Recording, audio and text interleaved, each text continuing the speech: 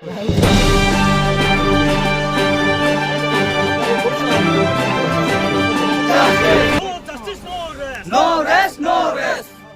হত্যাকারীকে গ্রেফতার করতে লাগি We want justice.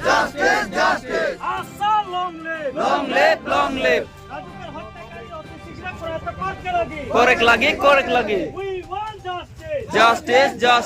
Asha long live. Asha long live.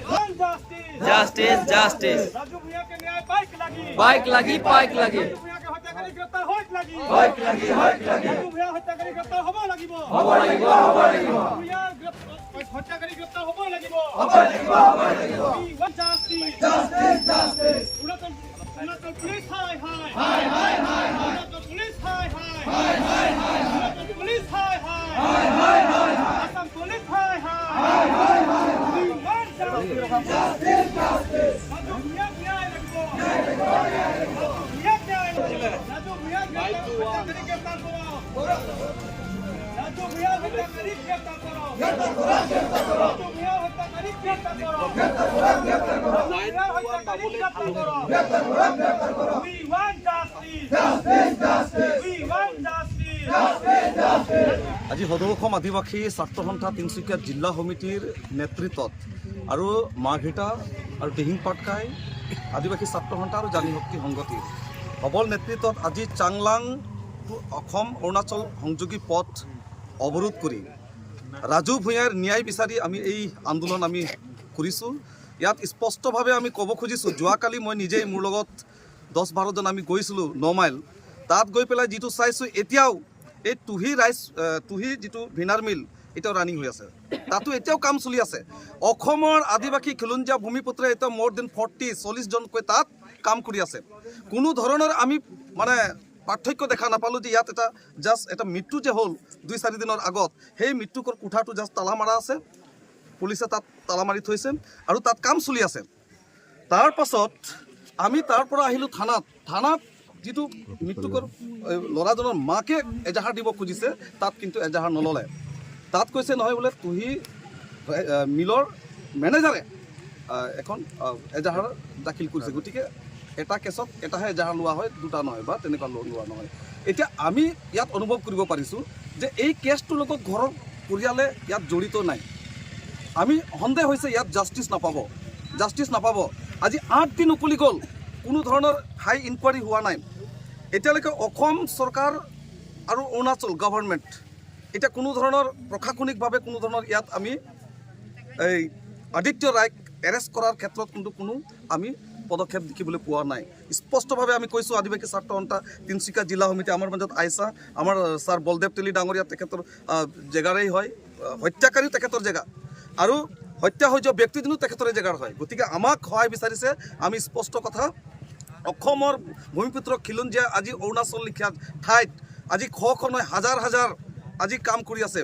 আমাৰ এই তুহি ৰাইচ যিটো মিল, তুহি মিলতেই কাম কৰি আছে। তাত কোনো ধৰণৰ ছ'চিয়েল ছিকিউৰিটি নাই, সামাজিক নিৰাপত্তা নাই। 12 ঘণ্টা কাম কৰাৰ বিনিময়ত এওঁলোকক 450 টকা দিছে। তাত ডেট মিনছ 1 ঘণ্টাত কিমান কৰিছে, কিমান তাত অত্যাচাৰ অন্যায় শোষণ আৰু শাসন হৈ আছে। স্পষ্ট কৈছোঁ, যেতিয়ালৈকে ৰাজু ভূঞাৰ উচিত ন্যায় নাপায়, উচিত ক্ষতিপূৰণ নাপায়, তেতিয়ালৈকে তুহি মিল বন্ধ থাকিব। আৰু তাৰ এটা হেড অফিচ মাৰ্ঘেটাত আছে বুলি শুনা পাইছোঁ আমি, সেইটোও বন্ধ থাকিব। নহ'লে ঘৰ ঘেৰাও কাৰ্যসূচী লোৱা হ'ব। তাত অপ্ৰীতিকৰ যদি ঘটনা ঘটে, ইয়াত অসম চৰকাৰ আৰু অৰুণাচল গভৰ্ণমেণ্টে দায়বদ্ধ হ'ব লাগিব। আমি আচৰিত পাইছোঁ, আজি 8 দিন হৈ গ'ল, কোনো ধৰণৰ ইনকুৱাৰী হোৱা নাই। ইয়াত পুলিচ, অৰুণাচল পুলিচ প্ৰশাসন আৰু মালিক পক্ষ হয়তো বুজাবুজি আছে, মিতিৰালি আছে ক'তবা নহয় ক'তবা। আমি স্পষ্ট গম পাই গৈছোঁ। ইয়াত যেতিয়ালৈকে ন্যায় নাপাব মৃত্যুকৰ পৰিয়ালে আৰু দোষী ব্যক্তিজন উচিত শাস্তি নাপায়, তেতিয়ালৈকে কিন্তু অনিৰ্দিষ্টকালীনৰ কাৰণে ৰড ব্লক হ'ব, যিমানে অসম অৰুণাচল সংযোগী পথ আছে। এই কথাটো স্পষ্ট।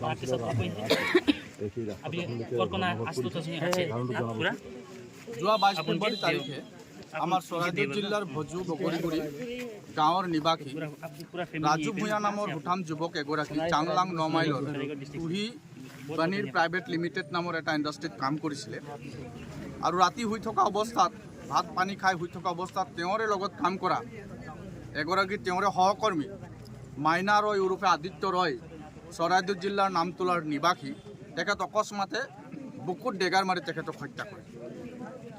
কিন্তু আমি তেওঁৰ লগত থকা তেওঁৰ সহযোগীসকলৰ পৰা জানিব পাৰিছোঁ বুকুত ডেগাৰ মৰাৰ লগে লগে ৰাজু ভূঞাৰ মৃত্যু হোৱা নাছিল। প্ৰায় ঘণ্টাজোৰা তেওঁ ছটফটাই আছিলে, তেজ বৈ আছিল। ৰাজু ভূঞাক মেডিকেলত লৈ যাবৰ কাৰণে তেওঁৰ সহকৰ্মীসকলে গাড়ী বিচাৰি তেখেতসকলক নিয়োগ কৰা যিগৰাকী ঠিকাদাৰক ফোন কৰিছে, কিন্তু ঠিকাদাৰৰ সময়মতে গাড়ীৰ ব্যৱস্থা কৰি নিদিলে, দেৰি হৈ গ'ল। অত্যধিক তেজ বৈ যোৱাৰ ফলত ৰাজু ভূঞা তাতে মৃত্যু হ'ব লগা হৈছিল।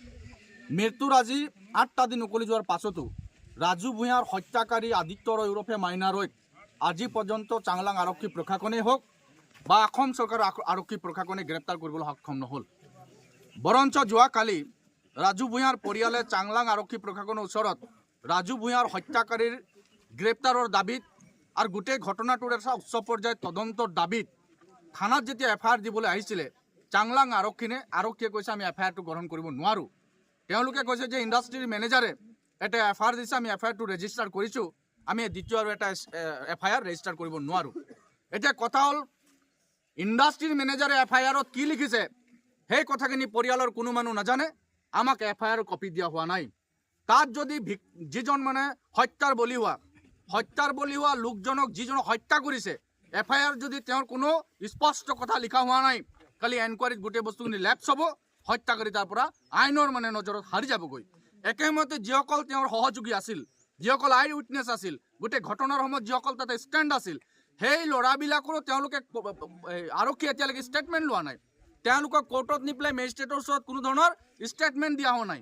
এটা চেন্সিবল ইনচিডেণ্ট হৈছে, ঘটনা এটা হৈছে, এজন ল'ৰা হত্যা কৰা হৈছে, এজন ল'ৰাক মাৰি পেলোৱা হৈছে। মাৰি পেলোৱা হত্যাকাৰীৰ বিৰুদ্ধে কঠোৰ ব্যৱস্থা গ্ৰহণ কৰাৰ সলনি FIRটো যেতিয়া পৰিয়ালৰ মানুহে দিবলৈ আহিছে, FIRটো গ্ৰহণ কৰাৰ সলনি FIRটোক তেওঁলোকে ৰেজিষ্টাৰ কৰাৰ সলনি আল্টিমেট তেওঁলোকে কি কৰিব বিচাৰিছে, FIRটো ঘূৰাই পঠোৱা হৈছে।